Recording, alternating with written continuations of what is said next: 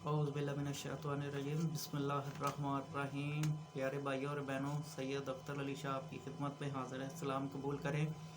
अल्लाह ताला आपके वालिदैन को सदा सलामत रखे, आपके सरों पर उनको सेहत तंदुरुस्ती वाली ज़िंदगी अता करे। जिनके वालिदैन फौत हो चुके हैं, अल्लाह ताला उनको जन्नत और फिरदौस में आला मुकाम अता करे। अल्लाह ताला आपको, आपके बीवी बच्चों को, आपके बहन भाइयों को, आपके दोस्तों को लंबी से तंदुरुस्ती वाली ज़िंदगी अता करे। जहाँ भी रहें खुश रहें, रहती दुनिया तक ज़िंदा रहें।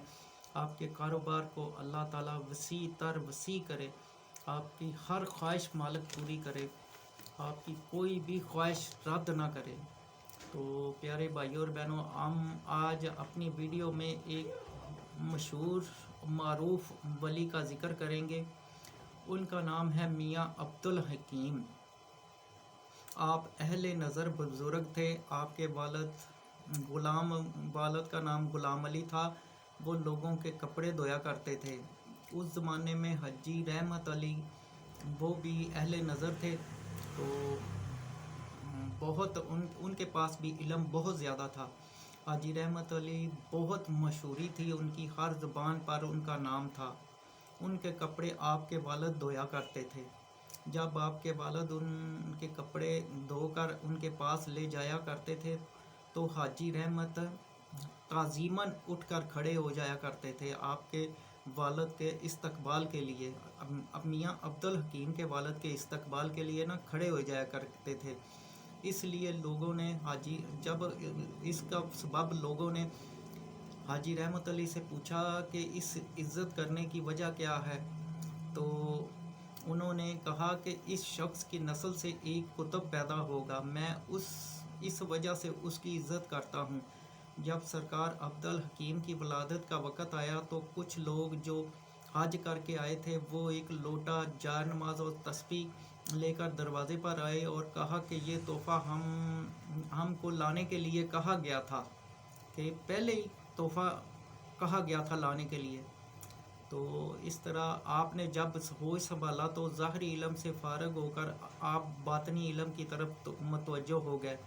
इबादत के अलावा आप कोई और काम नहीं करते थे। हर वक्त इबादत और अल्लाह की याद ही करते थे। आपके वालिद को लोग तंग करते थे कि तुम कपड़े धोकर वक़्त पर नहीं देते। आपके वालिद ने लोगों से माफ़ी मांगी और कहा कि मैं ज़ईफ़ और बूढ़ा हो चुका हूँ, तो अब मुझसे अकेले से इतना काम नहीं होता। एक लड़का है वो भी किसी काम का नहीं है। तो जब आपको पता चला तो आपने पूछा कि वालिद साहब से पूछा कि कितना काम बाकी रह गया है। आपके वालिद ने कहा तकरीबन 400-500 कपड़ा अभी पड़ा है, जो रंगने वाला रंग का कपड़े रंग भी करते थे ना, तो जिनको रंगना था आपने सब कपड़े पानी में डाल दिए, एक सादे पानी में डाल दिए, और जिस कपड़े को जो रंग करना था वही रंग चढ़ गया, वो भी साफ़ पानी से। आपकी इस करामात की धूम हर तरफ फैल गई और लोग आपकी खिदमत में हाज़िर होना शुरू हो गए और अपनी मुश्किलात का हल करवाने लगे। आपकी रहायश पहले दरिया के किनारे थी और अपने वालिद की वफ़ात के बाद आप मौज़ा मलका तशरीफ़ ले गए। वहाँ पर कुछ अर्सा गुजारने के बाद दरियाई रावी के किनारे चक सराजा में आकर रहने लगे और कुछ अर्सा बाद आप वहाँ से भी हिजरत करके अब जिसका नाम मौज़ा अब्दुल हकीम है, आपने ही नाम उसका अब्दुल हकीम रखा था। वहाँ पर जो है ना वो डेरे लगाए और वहीं के हो रहे। यहाँ पर आप अपनी वफ़ात तक इसी जगह रहे। आपने 1145 हिजरी सन 1732 में वफ़ात पाई। आपका मज़ार मौज़ा अब्दुल हकीम में है, जो ज़िला मुल्तान की तहसील कबीर वाला का एक कस्बा है। आपका उर्स मुबारक यकम हाड़ को मनाया जाता है, जिसमें मुल्क के मुख्तलिफ इलाक़ों से लोग शिरकत करते हैं। आपकी ज़िंदगी का एक बड़ा मकसद ये था कि इस्लाम को ज़्यादा से ज़्यादा फैलाया जाए और इस्लाम से लोगों के सीने रोशन किए जाएं। आपने गैर मुसलमानों को दायरा इस्लाम में दाखिल किया था। बहुत से लोगों को आपने मुशर्रफ इस्लाम कराया। तो एक दफ़ा एक हिंदू जो लड़की थी, औरत कह लें, हिंदू औरत थी, वो आपके पास आई और उसने कपड़े रंगने थे वो शादी के लिए। तो वो कहने लगी कि आप कपड़े रंगते हैं? तो आपने कहा हाँ जी, बैठे इसलिए हैं। तो आपने कहा कि कितने कपड़े हैं? उसने कहा जी 14-15 कपड़े हैं, मसलन कि को 14-15 सूट हैं।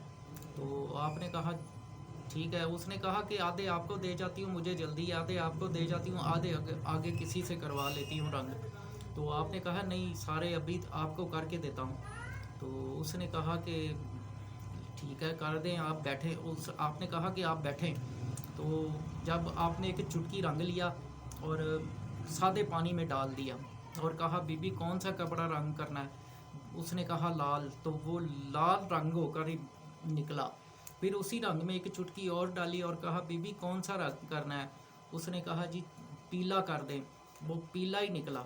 इस तरह फिर और चुटकी रंग की डाली। इस तरह आपने सातों रंग उसी पानी से बगैर पानी बदले वो रंग जो है ना, वो सब कपड़ों को रंग किए, अलहदा अलहदा रंग किए। ये भी आपकी बहुत बड़ी करामात है। तो एक बार जो